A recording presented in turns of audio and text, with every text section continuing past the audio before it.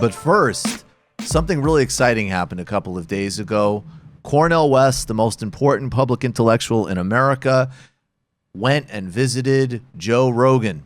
And Joe and I follow each other on Twitter, and I believe in positive reinforcement, so I gave him a huge amount of props for this exchange of actual ideas, history, and human spirit. Cornel West has so much to teach every single part of the left, and really every single person who strives to do politics, culture, humanity better. But let's start with the notion of how he relates to the left and how he goes on a platform like Rogan's. He doesn't, at any point, sacrifice his core commitments. He spoke regularly on the real history of this country, the genocide of Native Americans, the ongoing legacies of slavery, white supremacy. He spoke strongly on the rights and humanity of transgender people. But he did it in a way that was broad, inclusive, and ultimately profoundly appealing to all people, because it was not rooted in hectoring moralism, a seek to purify, a seek to cancel, or a subculture, but in fact in an enlarging argument of how dismantling these systems and understanding how history actually works will make all of our lives better. This is the radical, uncompromising, yet profoundly inviting and visionary message that we need to embody as the left, and no one does better than Cornel West. Check him out with Joe Rogan here, Reframing Socialism. That is this narrative, and how does that narrative get reshaped? Because that narrative of that the only reason why people want socialism is because they want a free ride. Right. Oh, that's a wonderful question, brother. One is that we have to listen very closely to our right-wing brothers and sisters and conservatives and middlers, because oftentimes, I mean, they're human beings like anybody else, and they've had their own arguments. I don't think they have strong ones, but they have their own arguments. So the first thing you'd say about that is, what makes you think that the well-to-do don't have free rides? What is inheriting wealth all about? Well, inheriting wealth is free ride. Absolutely. That's all it is. What is the connections of getting into the prep schools and the Ivy League schools and so forth? Even though they work, it's still a kind of free ride. Yes. So if they're preoccupied with this issue of being free ride, we tell them, let's make sure that people do work hard. Yes. And sacrifice, and therefore in some way deserve what they have. Now, if just based on that principle, the upper echelons of American society would be indicted. Yes. Deeply indicted. Deeply, profoundly indicted. He brought in the frame, and then actually won the larger actual argument here about what privilege, what access, what supposedly not doing the work is. He also wasn't afraid of celebrating greatness. There's no contradiction between a radically egalitarian democratic politics that materially assures everybody that still is going to want to pursue human distinction and greatness and artistic, athletic, and all other endeavors. He celebrates that. He talks about a rich and dynamic culture along with understanding profoundly our interdependence, both to each other and in our broader ecology. His ability to recognize people as complex individuals beyond how capitalist realism and projects that flow out of capitalist realism see them, only as competitive subjects in a market, or the essentialist left, simply as amalgamations of identities with ascriptive identities and behaviors that are acceptable or unacceptable. He sees people as broad living organisms. And that's why when he even calls Donald Trump a gangster, even someone as Donald Trump, which is, you could not find an easier person to simply write off for being a thoroughly grotesque, evil person than Donald Trump. He's up there in the top tier. Cornel West is still turning back on himself in terms of, I have my own gangster traits. The irony of this ability to self-access and not exclude anybody in a fundamentalist, fanatical way actually incentivizes the types of self-inquiry and capacity to actually truly transform institutions, individuals, economics, and behaviors and culture. When Gramsci talked about hegemony, he was talking about a bold strategy to win over people to Marxism from across cultural and regional groups, not to force a specific culture on society. We need to be winning over football fans, hype beasts, and everyone else. That doesn't mean you for a second compromise on your values. I've never seen somebody more committed, frankly, to a broader set of values. Marxist, Christian, humanist, civic, and revolutionary than Cornel West.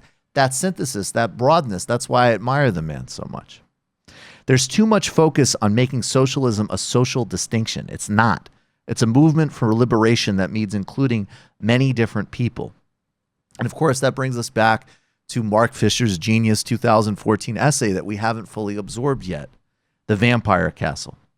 A socialism that's exclusive cannot win, and is exactly the kind of toxic strategy that we need to avoid on all costs and only plays into the hands of capital. As Mark Fisher argued, why would capital be concerned about a left that replaces class politics with moralizing individualism, that's far from building solidarity and spreads fear and insecurity? This is also why, though, that when we talk about things like love and vision and empathy, it includes all of that, includes the changes, and includes the transformations in a broad, inviting, and strategic way. Gramsci said, "The popular element feels but does not always know or understand. The intellectual element knows but does not always understand, and in particular does not always feel." We need to free ourselves from the habit. This is also Gramsci from the selected writing. We need to free ourselves from the habit of seeing culture as an encyclopedia of knowledge and men as mere receptacles to be stuffed of empirical data and a mass of unconnected raw facts which have to be filled in the brain as columns of a dictionary, enabling their owner to respond to the various stimuli of the outside world. And finally, the challenge of modernity is to live without illusions, without becoming disillusioned. I'm a pessimist because of intelligence, but an optimist because of the will. As Cornel West shows, the left can talk about ourselves as individuals, even as we speak about our broader spiritual, revolutionary, and social desires. We don't have to choose between achieving personal greatness at the expense of our neighbor or comrades. And we don't have to choose to shrink back from challenging and transforming ourselves from new systems of isolation, control, and hectoring.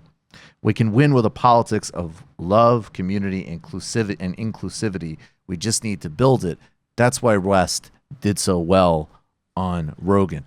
And I really mean it. Look, I don't think nobody is perfect. And another part of evolving a healthy culture is not putting anybody up on a pedestal. But that being said, there is no one else with this sort of age and stature right now holding all of this besides Cornel West. I mean, I cannot emphasize, he is absolutely the most important public intellectual we have. And we have an abundance. I mean, we have many amazing contributors. Angela Davis is still with us. We get to hang out with Richard Wolff. Obviously, Chomsky, of course. And people across the globe. It's actually great sadness to me that Asma Jahangir passed. Incredible Pakistani rights activist. But Cornel West holds these different threads in a way that's absolutely unique, and we need to model and learn from. Do you guys have anything you want to add to this? No, I generally agree. I think the way Cornel buttered Rogan up talking about Richard Pryor for the first 20 minutes was fairly masterful. And I also think, it does I do think it was evident a little bit after this clip where we're talking about inheritance. Rogan shifts it, I think, I don't know if it's consciously or not, but shifts it onto more comfortable ground, like military wasteful spending, right? And that's Right. something that like is easier to swallow for the more libertarian elements of his listenership. But at the same time, when he was talking about this inheritance stuff, I mean, there's a big smile on my face because there's a whole bunch of people in that crowd that have heard the exact opposite numerous times on that platform. Absolutely. They've And- been getting fairy tales and Yeah. bedtime stories, naturalizing that stuff. Yeah. And, on top of it, I think that Cornel West, the model that he was presenting of socialism as a movement, like I thought it was really interesting actually that they talked about music and art so much in that conversation. And I don't think that was an accident or a distraction. In fact, what Cornel West was doing was talking about historical movements of human greatness in art, and actually including the movement for democracy and for socialism as a part of those human expressions. Right. And I think a lot of people who are really into Joe Rogan and even some of these other more right-wing figures, they are sort of looking for models or ideas of greatness. And the fact is, as West shows, we have incredible folks to look at. And thinking about ourselves in that kind of tradition, I think is actually really lovely. And you're going to be able to win a lot of people over with that. And it was also beautiful the way he handled the cultural appropriation thing. Once again, in a way that just transcends the dichotomies of the ahistorical racism and elimination of distinction and total lack of understanding of just material and intellectual theft that you get from the right, and then this extreme counter proposal, which literally means actually acts as if culture is in isolated boxes. Cultural apartheid. And absolutely. Yeah. And that's literally not how it works. I mean, one of the great advantages we have against totalizing right-wing narratives against things like quote-unquote Western civilization is that isn't how culture works. That isn't how history moves. So why would we buy into that presupposition?